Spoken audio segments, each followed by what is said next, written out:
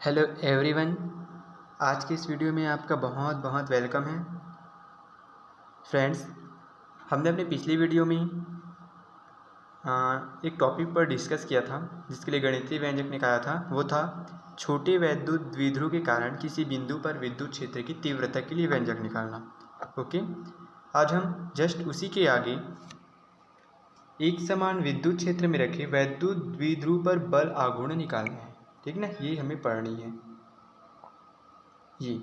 ठीक है, एक समान विद्युत क्षेत्र में रखे वैद्युत द्विध्रुव पर बल आघूर्ण निकालने हैं। ठीक ना, अब बात आती है एक समान विद्युत क्षेत्र क्या होते हैं। ठीक है, तो एक समान विद्युत क्षेत्र जैसे नाम से स्पष्ट है, एक समान विद्युत क्षेत्र यानी कि विद्युत क्षेत्र के प्रत्येक बिंदु पर क्षेत्र की तीव्रता परिमाण और दिशा में समान होता है। ये पूरा क्या चीज़ है आपका विद्युत क्षेत्र की तीव्रता, विद्युत क्षेत्र को बता रहे हैं ई है ना। तो एक समान विद्युत क्षेत्र क्या हुआ कि विद्युत क्षेत्र के प्रत्येक बिंदु पर यहाँ पर प्रत्येक बिंदु पर क्षेत्र की जो तीव्रता है और दिशा है वो दोनों क्या होना चाहिए, समान होना चाहिए। तब हम उसे क्या बोलेंगे, एक समान विद्युत क्षेत्र कहते हैं। ओके, ठीक है। तो हम एक समान विद्युत क्षेत्र में रखें वैद्युत द्विध्रुव यानी कि प्लस क्यू और माइनस क्यू। ठीक है, प्लस क्यू और माइनस क्यू रखे हैं, तो इस पर हमें बल आघूर्ण ज्ञात करनी है। ठीक है, तो चलिए देखते हैं।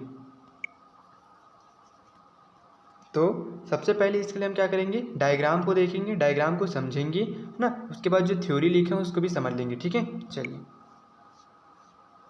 ये है आपका क्या, एक समान वैद्युत क्षेत्र में रखे वैद्युत द्विध्रुव पर बल आघूर्ण के लिए डायग्राम। ठीक है, इसको समझते हैं।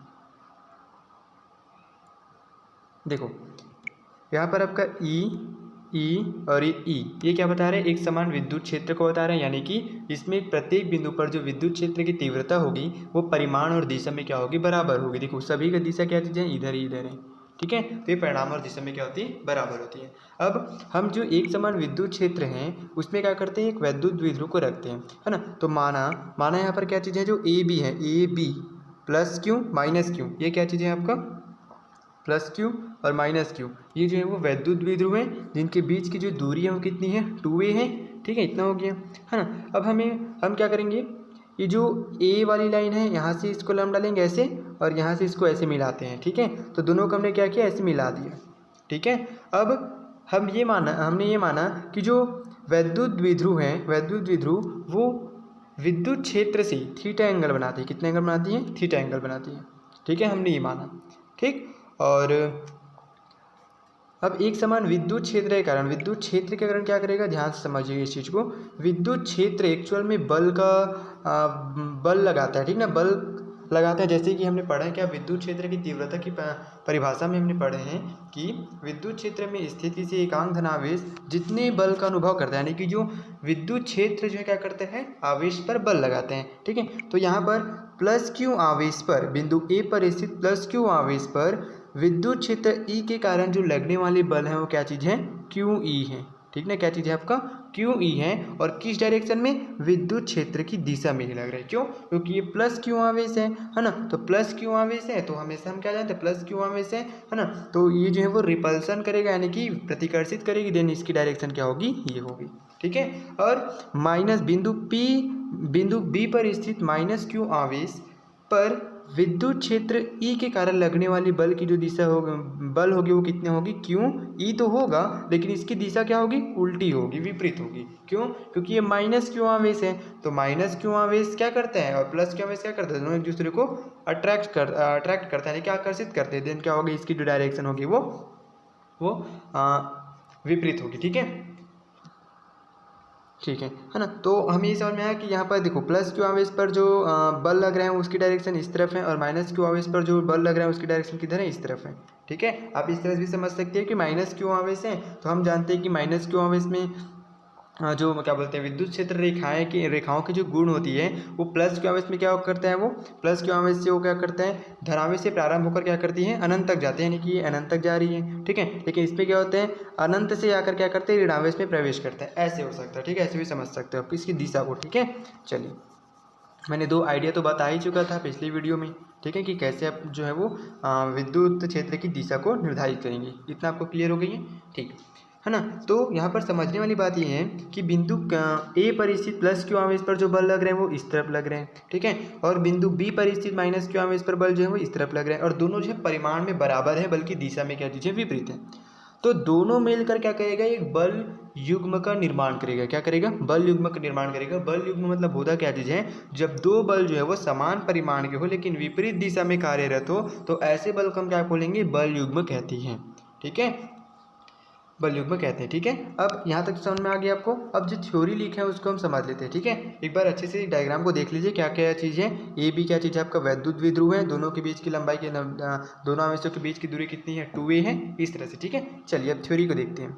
जो हमने अभी बोला वही चीज़ अब क्या लिखा है, थ्योरी में लिखा हुआ है, ठीक है। चलिए देखो यहाँ पर, माना एक वैद्युत द्विध्रुव ए बी है, एक समान विद्युत क्षेत्र ई में थीटा एंगल बनाते हुए रखा गया है। मान लो प्लस क्यू और माइनस क्यू द्विध्रुव आवेश, द्विध्रुव के क्या चीज़ है, आवेश है, जिनके बीच की दूरी क्या चीज़ है, आपका 2a है। विद्युत क्षेत्र ई के कारण प्लस क्यू आवेश पर एक बल क्यू ई विद्युत क्षेत्र की दिशा में तथा माइनस क्यू आवेश पर उतना ही बल जो है वो क्षेत्र की विपरीत दिशा में लगता है। जस्ट अभी हमने क्या किया, इसको डिस्कस किया था, ठीक है।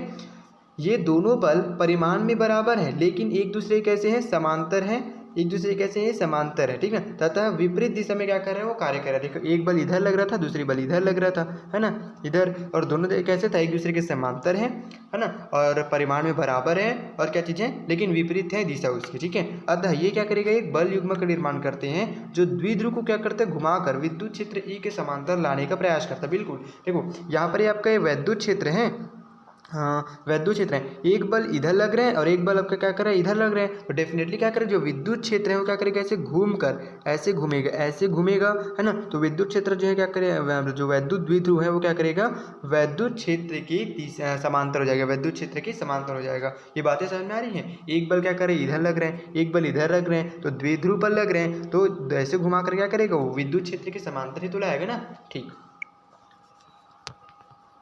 ठीक समझ में आ गया, है ना। तो ये जो बल युग्म है उसको हम क्या बोलते हैं, ये जो बल युग्म है उसको हम बोलते हैं प्रत्यानयन बल युग्म। क्या बोलते हैं, प्रत्यानयन बल युग्म, ठीक है। अब हमको हमारा जो टॉपिक क्या था कि एक समान विद्युत क्षेत्र में रखे वैद्युत द्विध्रुव पर बल आघूर्ण, यानी कि उस पर क्या बल आघूर्ण लग रहे हैं, है ना। तो बल आघूर्ण की परिभाषा से हम जानते हैं, क्या जानते हैं, कि बल आघूर्ण इज इक्वल्स टू होते हैं एक बल गुना, देखना यहाँ पर ना, एक बल गुना दोनों बलों के बीच की लंबवत दूरी, ठीक है। क्या बोल रहे हैं, प्रत्यानयन बल युग्म का आघूर्ण टाउ, जिसको हम किसी दर्शाते हैं टाउ, इसको क्या बोलते हैं, हम टाउ बोलते हैं। तो टाउ इज इक्वल टू क्या होता है, एक बल गुना दोनों बलों के बीच की लंबवत दूरी, ठीक है। अब यहाँ पर देखो दोनों बलों के बीच की लंबवत दूरी पूछा गया, तो यहाँ पर देखनी है, एक बल तो हुआ ये वाला, दूसरा बल हुआ ये वाला, ठीक है। तो दोनों बलों के बीच की लंबवत दूरी क्या होगी, ये होगी लंबवत दूरी, यानी कि AC, ठीक है, ये क्या होगी, उसकी लंबवत दूरी होगी, ठीक। चलिए तो यहाँ पर जो टाउ इज इक्वल क्या हो गया, एक बल क्या था आपका क्यू ई, दोनों बल तो परिमाण में बराबर था, एक बल इधर लग रहा था, एक बल इधर लग रहा था, तो दोनों तो परिणाम में बराबर है, तो दोनों में से किसी भी एक को ले सकते हैं। तो एक बल क्या हो गया आपका क्यू ई हो गया, और दोनों बलों के बीच की लंबवत दूरी कितना है, AC है। अब हमें AC फाइंड आउट करनी है, तो हम देखते हैं त्रिभुज ACB में, ठीक ना, त्रिभुज ACB में देखते हैं कहाँ गया, त्रिभुज ABC,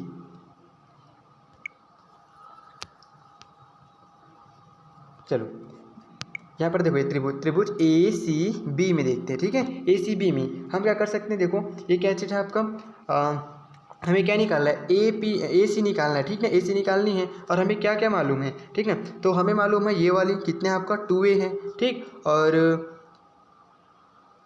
हमें BC, देखो हमें क्या निकालना है, एक्चुअल में हमें क्या निकालना है, AC निकालना है, ठीक ना, AC। तो भैया sine theta is equal to क्या होता है, sine theta is equal to होता है लंब बटे कर्ण, क्या होता है, लंब बटे कर्ण, ठीक है, लंब बटे कर्ण होता है ना। यहाँ पर लंब क्या होगी, ये वाली होगी, और कर्ण क्या होगी, ये वाली होगी, है ना। तो हम यहाँ से क्या निकाल सकते हैं, अपना जो है वो AC की जो वैल्यू उसको निकाल सकते हैं, ठीक है। चलिए तो यहाँ पर sine theta is equal to क्या होगा, यहाँ पर जो sine theta is equal to हो जाएगा आपका, sine theta is equal to लंब क्या चीज़ है, AC, तो यहाँ पर हो जाएगा AC अपॉन कर्ण क्या चीज़ है आपका AB, यानी कि हो जाए पास क्या चीज़ आपका AB हो जाएगा, ठीक है। अब AC तो वैल्यू हमें पता नहीं है, और AB की वैल्यू कितनी है 2a, है ना। तो यहाँ पर हम लिख सकते हैं, इसकी जगह क्या लिखेंगे, 2a लिखेंगे, दैट मीन्स AC की वैल्यू निकालेंगे क्या हो जाएगा आपका 2a साइन थीटा हो जाएगा, ठीक है। ये चीज़ समझ में आ रही है, ठीक।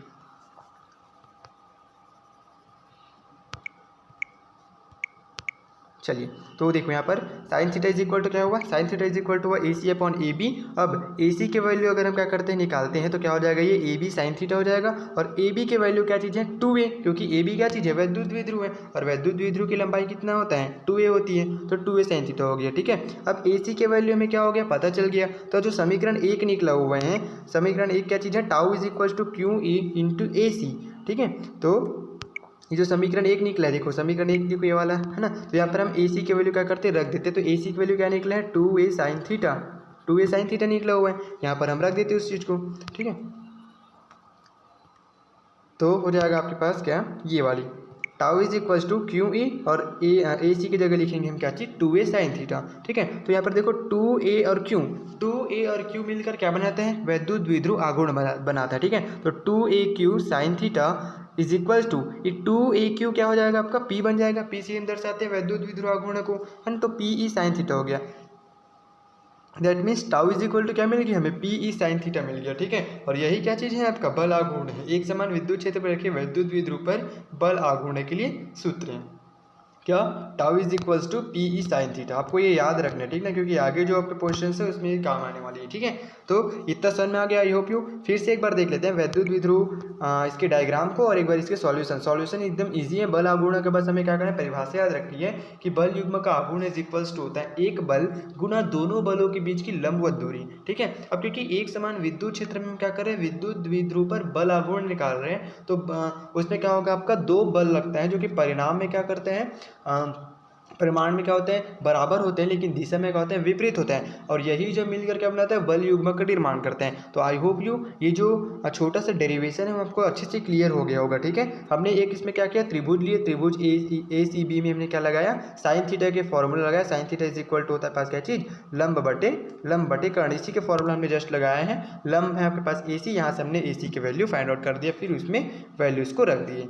ठीक है, चलिए अब हम नेक्स्ट टॉपिक में बढ़ते हैं जी। ये हमारे पास नेक्स्ट टॉपिक क्या चीज़ है, ये द्विध्रुव को विद्युत क्षेत्र में घुमाने में संपन्न कार्य। ठीक है, क्या चीज़ है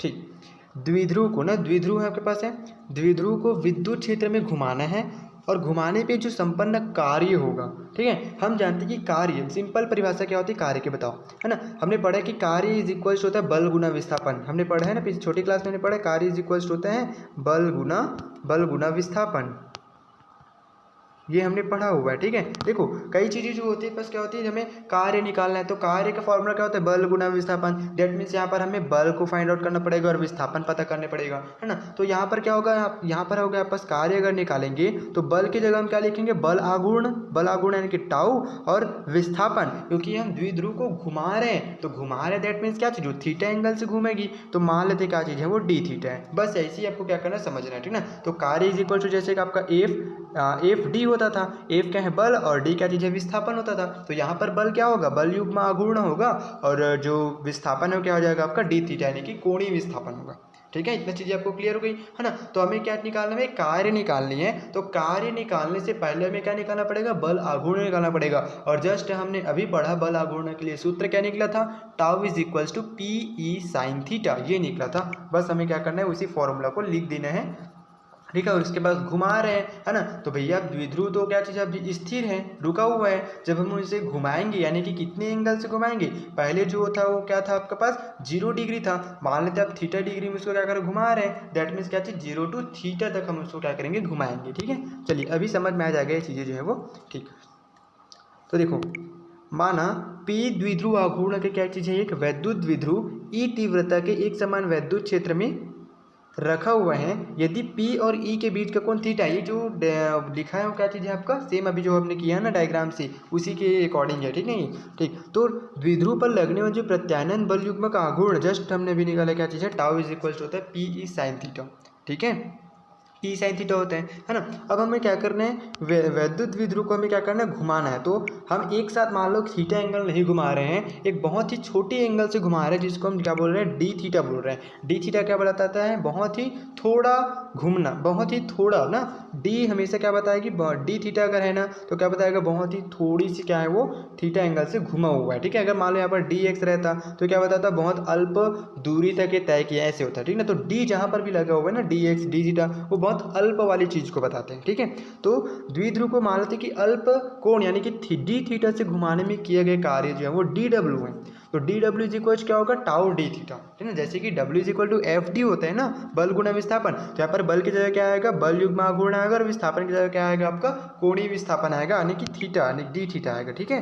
क्योंकि हम अल्प के बारे में बात करें इसलिए डी थीटा आएगा, ठीक। अब टाउ इज इक्वल टू क्या है, टाउ इज इक्वल टू हमने निकाला P E sine theta, that means क्या हो जाएगा यहाँ पर पी ई साइन थीटा, और ये डी थीटा का डी थीटा, ठीक है। ये तो होगा क्या चीज़ आपको, डी डब्ल्यू क्या चीज़ बता रही है कि डी थीटा कोण से अगर घूम रहा है तो बहुत ही छोटा कौन सी, अगर हम मान लेते कि द्विध्रुव को अगर हम थीटा एंगल से घुमा रहे हैं, ठीक है, ये द्विध्रुव था, हमने उसको मान के कितना थीटा एंगल से घुमा रहे हैं, जीरो, पहले कितना था, जीरो था, उसके बाद हम उसके थीटा एंगल से घुमा रहे हैं, तो हम क्या करेंगे, जो ये इक्वेशन मिला है, ये वाली जो इक्वेशन है उसको हम क्या करेंगे, जीरो टू थीटा तक क्या करेंगे, इसको इंटीग्रेट करेंगे, यानी कि समाकलन करेंगे, ठीक है। तो हमें क्या मिल जाएगा कि द्विध्रुव को थीटा कोण से घुमाने में किए गए कार्य का फॉर्मूला मिल जाएगा, ठीक है।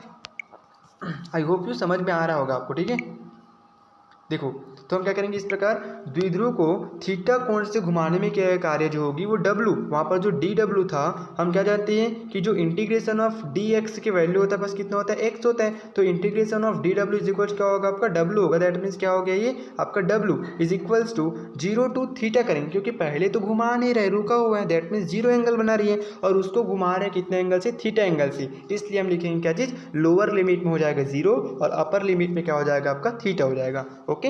तो यहाँ से पी ई साइन थीटा है ना, क्योंकि अभी जो फॉर्मूला था उसी का हम क्या करें, इंटीग्रेशन कर रहे हैं। अब यहाँ पर जो पी और ई है दोनों कैसे हैं, कांस्टेंट हैं, तो दोनों जो है वो इंटीग्रेशन से बाहर हो जाएगा, और अंदर में क्या बचेगा, zero to theta sine theta D theta. और साइन थीटा का जो इंटीग्रेशन होता है वो कितना होता है, माइनस कॉस थीटा होता है, आपको याद रखनी है, ठीक ना, कि साइन थीटा का जो इंटीग्रेशन होता है बस क्या होते हैं, माइनस कॉस थीटा होता है, ठीक है। अब हमको क्या कर देना है उसमें, upper limit minus lower limit, integration की परिभाषा होती है क्या, कि हम क्या करते हैं इसको कैसे लगते हैं, लिमिट को पहले अपर लिमिट को रखेंगे, फिर माइनस करके लोअर लिमिट को रखेंगे, ठीक है, पहले अपर लिमिट फिर माइनस करके लोअर लिमिट को रखेंगे, ओके, ठीक। तो यहाँ पर W इज इक्वल क्या हो जाएगा, पी ई, और यहाँ पर देखो ये अपर लिमिट क्या है, इसमें थीटा है, और लोअर लिमिट क्या है, जीरो है ना। तो अपर लिमिट रखेंगे थीटा की जगह तो माइनस कॉस थीटा ही रहेगा, लेकिन यहाँ पर माइनस की साइन पहले करेंगे, उसके बाद फिर माइनस में क्या हो जाएगा, कॉस ऑफ जीरो होगा, कितना हो जाएगा, कॉस ऑफ जीरो, है ना। तो माइनस और माइनस मिलकर क्या हो जाएगा, ये प्लस हो जाएगा, ठीक है, और कॉस जीरो हो जाएगा, ठीक है। इतना चीज़ें समझ में आ रही है कैसे कैसे हुआ, ठीक। और उसके बाद W इज इक्वल क्या होता है, देखो कॉस जीरो की वैल्यू कितनी होती है, कॉस जीरो की वैल्यू होता है 1, है ना। तो दैट मीन्स आपका फाइनल जो आंसर होगा W इज इक्वल क्या होगा, यहाँ से P is equals to cos zero की वैल्यू हो गया 1, और ये माइनस कॉस थीटा तो माइनस कॉस थीटा, है ना। तो जो समीकरण 2 बता रही है वो क्या बता रही है, कि एक समान विद्युत क्षेत्र में द्विध्रुव को घुमाने में किए गए कार्य की व्यंजक को बता रही है, ठीक है। तो आई होप यू ये जो छोटा सा जो डेरिवेशन है आपको बहुत अच्छे से क्लियर हुआ होगा, है ना। सबसे पहले आपको क्लू देखना है कि भैया हमें कार्य निकालना है, तो कार्य की परिभाषा होता है बल गुणा विस्थापन, है ना। तो यहाँ पर हमें बल चाहिए, तो यहाँ पर क्या चाहिए, हमें बल आघूर्ण निकालना है। अब बल आघूर्ण की परिभाषा हम जानते हैं क्या होते हैं, तो बस हमने बल आघूर्ण निकाल लिया, उसके बाद परिभाषा होता है W is equals to D W is equals to tau del theta. तो बस उसमें हमने वैल्यूज रखते हैं और निकाल लेना है, ठीक है। आई होप यू आपको ये छोटा सा जो डेरिवेशन है वो बहुत अच्छे से क्लियर होगा, ठीक है। चलिए, हाँ, अब इसमें कुछ स्थितियाँ दे रही हैं, जैसे स्थिति नंबर 1 देख रहे हैं क्या, कि यदि theta is equal to zero होगा, तो अभी हमने जस्ट निकाला क्या चीज़, W is equals to P E, ठीक ना, P E 1 minus cos theta. तो जहाँ जहाँ पर थीटा है वहाँ पर क्या रखेंगे, जीरो रखेंगे। तो cos theta is equal to क्या होता है, मतलब कॉस जीरो रखेंगे, मान लो यहाँ पर जीरो, तो कॉस जीरो इज 1, हाँ, तो 1 माइनस 1 दैट इज क्या हो जाएगा, ये जीरो हो जाएगा, ठीक है। अब थीटा इज इक्वल टू 90 रखते हैं, तो भैया cos 90 degree is equal to कितना होते हैं, कॉस 90 कितने होते हैं, जीरो, है ना। तो दैट मीन्स ये वाला टर्म पूरा क्या हो जाएगा, जीरो, और बच जाएगा क्या चीज़, सिर्फ पी ई बचेगा, ओके। अगर थीटा इज इक्वल टू क्या होगा आपका 180 डिग्री, तो कॉस 180 डिग्री कितना होता है, कॉस 180 डिग्री कितना होती है, -1 होता है ना, -1 होता है। तो यहाँ पर ये -1 हो जाएगा, और ऑलरेडी ये माइनस में, इसलिए माइनस माइनस क्या हो जाएगा, ये +1 हो जाएगा। तो +1 ये वाला है और ये +1 ये वाली है, ठीक है। तो दोनों मिलकर क्या बनाया जाएगा, वो 2 हो जाएगा। That means W is equal to क्या होगा, ये 2P होगा, 2PE होगा, ठीक है। आई होप ये जो बोल रहा हूँ वो समझ में आ रहा होगा आपको, ठीक ना। ठीक, अगर नहीं समझ में आ रहा है ना, तो फिर से जो वीडियो को ना थोड़ा से पीछे कीजिए और फिर से देखिए, आपको जरूर समझ में आएगा। ठीक है, क्योंकि एकदम सिंपल से क्या चीज़ है, आपका डेरिवेशन है, बस हमें वैल्यूज़ को पुटअप करते जाना है। पहले हमें थीटा इज इक्वल टू 0 रख देना है, फिर theta is equal to 90 degree रख देना है, theta is equal to 180 degree रख देना है। मेन आपके पास फंडामेंटल ये होना चाहिए कि आपको थीटा की जो वैल्यूज़ है वो मालूम होना चाहिए कि कॉस 0 पर क्या होती है, कॉस 90 डिग्री पर क्या होती है और कॉस 180 डिग्री पर क्या होता है। ठीक है, उसके वैल्यू। ठीक, तो चलिए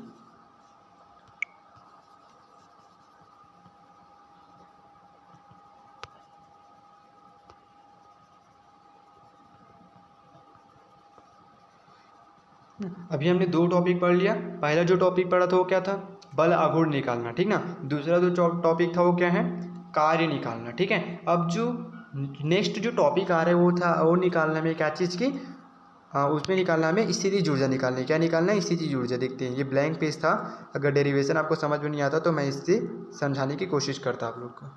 ठीक है, चलिए, लेकिन आई होप यू आप लोग को समझ में आ गया होगा। ठीक है, चलिए, अब हमारे पास जो नेक्स्ट टॉपिक है वो ये है। ठीक, कि एक समान विद्युत क्षेत्र की तीव्रता, मतलब एक समान विद्युत क्षेत्र में द्विध्रुव की हमें क्या निकालना है, स्थितिज ऊर्जा निकालनी है। ओके, द्विध्रुव की हमें क्या निकालनी है, स्थितिज ऊर्जा निकालनी है ना। अब बात आती है स्थितिज ऊर्जा। ठीक है, क्या आती है, स्थितिज ऊर्जा।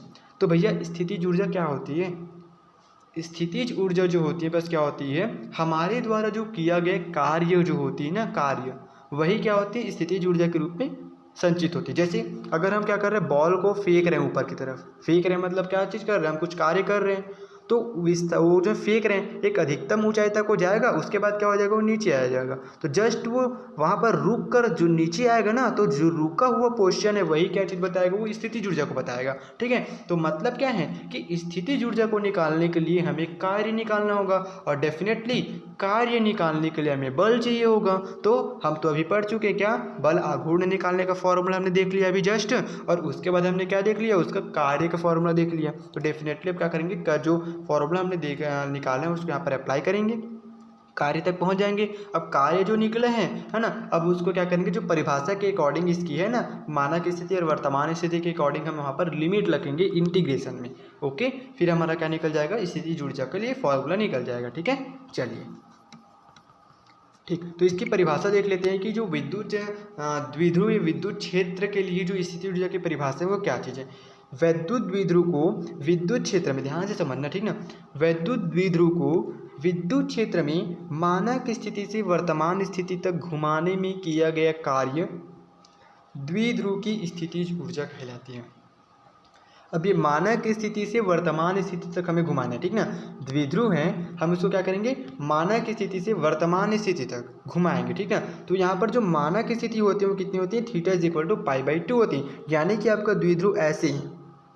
ठीक है, अब ये जो है वो मानक स्थिति है, मानक स्थिति से हमें क्या करना है, वर्तमान स्थिति ये वाली चीज़ है, तो मानक स्थिति से हम क्या करेंगे, वर्तमान स्थिति में घुमाएंगे। ठीक ना, तो घुमाने में जितना कार्य हमें करना पड़ेगा वही कार्य क्या होगी, द्विध्रुव की स्थितिज ऊर्जा होगी। आई होप यू समझ में आया होगा परिभाषा। ठीक है, चलिए अब हम आगे बढ़ते हैं इसको।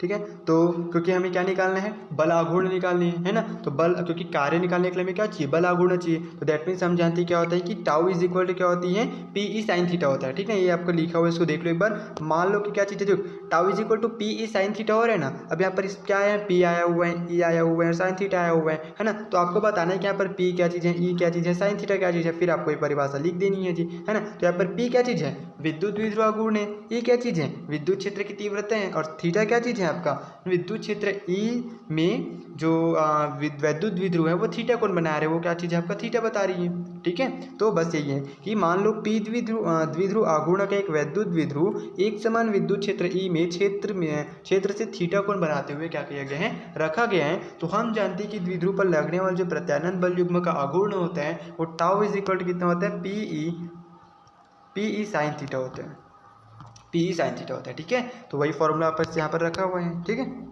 ये हो गया। अब हम क्या करते हैं, सबसे पहले तो जस्ट हमें अब देखा ना कि घुमाने में किया गया कार्य। ठीक है, तो घुमाने में किया गया कार्य जस्ट हमने देखा भी, तो यहाँ पर इसको डी थीटा कोण से क्या करें, हम घुमा रहे हैं डी थीटा कोण से, ठीक है। सबसे पहले हम क्या करेंगे, इसको डी थीटा कोण से घुमाएंगे। That means D W is equal to क्या हो गया, P sine theta D theta हो जाएगा। इतना समझ में आता है, P E sine theta D theta, ठीक है। इस समझ में आया कहाँ से हुआ, क्योंकि ये टाउ इंटू डी थीटा होता है ना, टाउ इंटू क्या होता है, डी थीटा होता। तो टाउ की जगह हमने क्या लिखा, पी ई साइन थीटा और डी थीटा का डी थीटा, ठीक है। अब बात इसमें आती है क्या चीज़, मानक स्थिति से वर्तमान स्थिति तक आती है, ठीक है। तो हम ये मानकर चलते हैं कि माना इस प्रकार जो द्विध्रुव है उसको हम θ1 से θ2 तक घुमा रहे, मान लें, क्योंकि इसमें परिभाषा में बोला कि परिणाम मानक स्थिति से वर्तमान स्थिति तक घुमाना है, ठीक है। तो हम ये मानकर चले कि मान लो कि जो द्विध्रुव है वो θ1 से θ तक घुमाने में, θ2 तक घुमाने में किया गया कार्य क्या होगी, इतना, यानी कि हम उसको लिमिट क्या कर देंगे, θ1 से θ2 कर देंगे और P E sine theta D theta हो जाएगा। इतना तक आपको क्लियर हो गई है, ठीक। अब जो पी ई है वो तो क्या हो जाएगा, बाहर निकल जाएगा, और साइन थीटा का क्या हो जाएगा, इंटीग्रेशन होने पर हो जाएगा माइनस कॉस थीटा, और ये θ2 अपर लिमिट है और θ1 क्या चीज़ है, लोअर लिमिट है। तो जस्ट हमें क्या करना है, लिमिट को रखना था। देखो माइनस कॉस थीटा तो हम लिखेंगे अपर लिमिट, यानी कि माइनस कॉस θ2 माइनस, ठीक है, माइनस फिर क्या चीज़ आपका माइनस कॉस θ1 हो जाएगा। दैट मीन्स क्या होगा, देखिए ये वाला माइनस और माइनस मिलकर क्या हो जाएगा, ये प्लस हो जाएगा। इसको हटा देते हैं, फिर ये क्या हो गया, प्लस हो गया, ठीक है। अब ये कॉस थीटा है तो कॉस θ1 माइनस क्या होगा आपका, कॉस θ2 हो जाएगा। ओके, यहाँ पर देखो हुआ है, देखो कॉस θ1 माइनस कॉस θ2, समीकरण 1 मिल गया, ठीक है आपको। अब प्रारंभिक स्थिति मान लेते हैं कि यदि प्रारंभिक स्थिति θ1 इज 0 है तथा अंतिम स्थिति θ2 इज थीटा मान लेते हैं, ये मैं भी मार रहे हैं, ठीक ना। प्रारंभिक स्थिति देखो परिभाषा क्या बोल रहे हैं, मानक स्थिति से वर्तमान स्थिति, यानी कि द्विध्रुव जो है वो ऑटोमेटिक कहाँ पर पहुंच गए हैं, π/2 यानी कि 90 डिग्री पर पहुंच चुके हैं वो, ठीक है। उसके बाद वही उसकी क्या होगी, प्रारंभिक स्थिति होगी। तो हम ये मानकर चल रहे हैं कि मान लेते हैं कि उसकी प्रारंभिक स्थिति कितनी है, अभी 0 डिग्री है, और जो अंतिम स्थिति है वो कितनी है, थीटा है, ये मानकर हम चल रहे हैं, है ना। दैट मीन्स θ1 की जगह हम लिखेंगे 0 और θ2 की जगह लिखेंगे हम थीटा। तो इतना वैल्यू है क्या चीज़ आपका, PE1 माइनस कॉस थीटा, जो हमने अभी जस्ट निकाला था क्या चीज़, परिभाषा से क्या बोलते हैं, घुमाने में किए गए कार्य जस्ट अभी हमने निकाला, डेरिवेशन से वो निकाल सकते हैं, ठीक ना। ये मेथड है आपके पास कि आप θ1 θ2 लेकर भी बना सकते हो, ठीक है। लेकिन अभी जस्ट हमने जो ऊपर पढ़ा है ना, सेम उसी मेथड से भी आप क्या कर सकते हो, W के value PE1 minus cos theta निकाल सकते हो, ठीक है, सिंपल तरीके से, ठीक है। सीधा सीधा क्या कर सकते थे, 0 से लेकर थीटा तक घुमा देते, बात तो यही है, 0 से लेकर थीटा तक तो घुमाया गया, देखो 0 से लेकर थीटा तक, है ना। तो जब अभी हमने डेरिवेशंस किया ना कार्य निकालने के लिए, आप जो है वो θ1 और θ2 ना लेकर, ये वाली स्टेप ना करके आप सीधा क्या कर सकते थे, 0 से लेकर थीटा तक के लिए करेंगे तो भी यही आंसर आएगा। ओके, क्योंकि अभी हमने जस्ट किया है, ठीक। अब ये तो हो गया, कार्य निकल गया, ठीक है। अब हमें परिभाषा के अकॉर्डिंग क्या बोल रहे हैं, वो परिभाषा के अकॉर्डिंग वो बोल रहे हैं क्या कि हमें उसको मानक स्थिति से वर्तमान स्थिति तक घुमाना है, ठीक है। दैट मीन्स यहाँ पर जो θ1 है, चलो θ1 से ही लेकर बना लेना, ठीक है, तो ताकि आपको समझ में अच्छे से आ जाए, ठीक है। और या फिर नहीं होगा तो भी समझ में आ जाएगा, देखो कोई दिक्कत वाली बात नहीं है, ठीक है। देखो यहाँ पर अब हम मान लेते क्या चीज़ है कि π/2 वो जो 0 था, 0 से लेकर हम थीटा तक कर रहे थे, ठीक ना।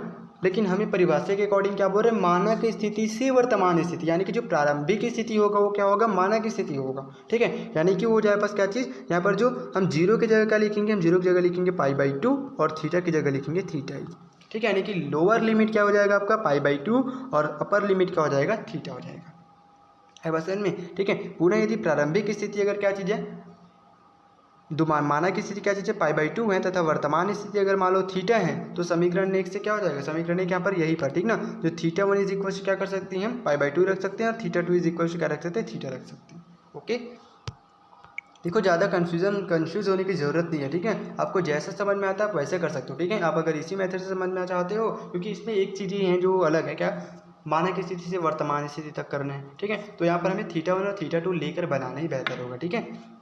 चलिए आगे बढ़ते हैं। तो यहाँ पर θ1 की जगह हम क्या लिखेंगे, π/2 लिखेंगे, और θ2 की जगह लिख देंगे थीटा बस लिख देंगे। तो cos π/2 इज इक्वल टू क्या होगा आपका 0। देन यहाँ पर ये वाला टर्म क्या हो जाएगा आपका पूरा पूरा 0, ये वाला टर्म पूरा पूरा क्या हो जाएगा 0 हो जाएगा। सिर्फ क्या बचेगा, माइनस कॉस थीटा बस बच जाएगा। दैट इज लास्ट में आंसर निकलेगा आपका PE cos थीटा, ठीक है। ये होगा आपके पास क्या चीज़, स्थिति ऊर्जा की फॉर्मूला, ठीक है। चलिए देखो स्थिति ऊर्जा की फॉर्मूला जो है वो यही हुआ, ठीक है। ये स्थितिज ऊर्जा की फॉर्मूला। अब मैंने बताया क्या, जो हम कार्य करते हैं वही जो होती है क्या चीज़, स्थितिज ऊर्जा होती है। तो स्थितिज ऊर्जा को हम क्या करेंगे, यू से रिप्रेजेंट करेंगे, यानी कि डब्ल्यू को हम रिप्लेस कर देंगे यू में, है ना। तो यू क्योंकि क्या होते हैं आपका स्थितिज ऊर्जा के लिए नोटेशन होता है। यहाँ तक समझ में आ गया। तो यू इज इक्वल टू क्या है आपके पास, minus P E cos theta. यही जो है क्या चीज़ है, द्विध्रुव की स्थितिज ऊर्जा है एक समान विद्युत क्षेत्र में। ओके, आई होप यू जो सिंपल डेरिवेशन जो है वो तीनों डेरिवेशन आपको समझ में आया होगा। अगर मान लो थोड़ा बहुत डाउट होगा तो जो आप अपने से फिर से एक बार रिवाइज करके देखना, जो मैंने बताया तो बताया है, ठीक ना। आप फिर से जो बताया हूँ उसको लेकर आप समझने की कोशिश करना, डेफिनेटली आपको समझ में आएगा, ठीक है। और जब तक आप रिवाइज नहीं करेंगे, है ना, जब तक आप खुद से बना कर नहीं देखेंगे, आप में कॉन्फिडेंस नहीं आएगा, ये भी बता देता हूँ, ठीक ना। तो जब आप खुद बनाएंगे और जब आप सही बनाएंगे तब आपको लगेगा कि हाँ भाई मैंने बनाया है, तो आपके अंदर कॉन्फिडेंस आएगा। ओके, चलिए अब यहाँ पर कुछ स्थिति दी गई है, ठीक ना। स्थिति आप लोग देखते ना, एक बार हमें क्या रखना, थीटा इज इक्वल टू 0, फिर theta is equal to 90 degree, फिर theta is equal to 180 degree. बस सिंपल है, आपके पास क्या करना है, उसको cos 0 cos 90 cos 180 डिग्री रखना है। ओके, चलिए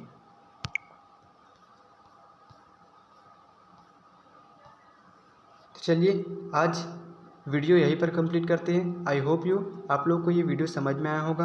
अगर नहीं समझ में आया है तो प्लीज़ वीडियो को फिर से ज़रूर देखिए, डेफिनेटली समझ में आएगा, है ना। और फिर भी अगर थोड़ा बहुत डाउट होगा तो नीचे कमेंट में कमेंट कर देना कि मुझे यहाँ पर समझ में नहीं आया है, तो प्लीज़, तो मैं इसके लिए क्या कर दूँगा, फिर से एक नई वीडियो बना लूँगा, ठीक है।